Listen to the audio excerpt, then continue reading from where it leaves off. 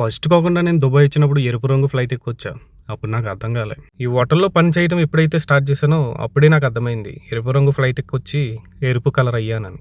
ఆ పని చేయడం నాకు ఇష్టం లేకపోయినా 3 సంవత్సరాలు కష్టంగా చేశా. రోజు నేను ఆ పని చేస్తూ ఏడ్చేవాడిని. ఒకరోజు మా మేనేజర్‌కి నేను చెప్పేసా, నేను ఇక్కడ పని చేయను, నేను వెళ్ళిపోతాను అని. అప్పుడు మా మేనేజర్ పిలిచి నీకు ఏ పని అంటే ఇష్టం అని చెప్పి అడిగాడు. నాకైతే డ్రైవింగ్ వచ్చు సార్, నేను డ్రైవింగ్ చేస్తాను అని చెప్పాను. అప్పుడు నీకు లైసెన్స్ ఉందా అని అడిగాడు. లేదు సార్ అన్నాను.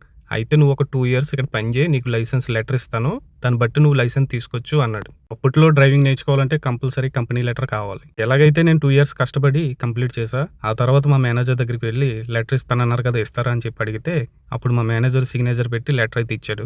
లెటర్ ఇచ్చినంత ఈజీగా అయితే లైసెన్స్ రాదు భయ్యా, చాలా కష్టపడాలి. నేను 2 సంవత్సరాలు కష్టపడిన దానికంటే లైసెన్స్ తీసుకోవడమే కష్టం అనిపించింది. ఎందుకంటే నైట్ డ్యూటీ చేసేవాడిని, డేలోనేమో డ్రైవింగ్ వెళ్ళేవాడిని. ఇప్పుడైతే లైసెన్స్ వచ్చిందో అప్పుడే నేను రిజైన్ ఇచ్చేసి కంపెనీ నుంచి నేను అవుట్ అయిపోయా. ఇప్పుడైతే నేను ఏ హోటల్ అయితే పని చేశానో ఆ హోటల్లో ఓనర్ ఇంట్లో డ్రైవర్గా చేస్తున్నాను. మన లైఫ్ ఎప్పుడు మారదు, కానీ మార్చుకోవాలి, కొంచెం కష్టపడాలి.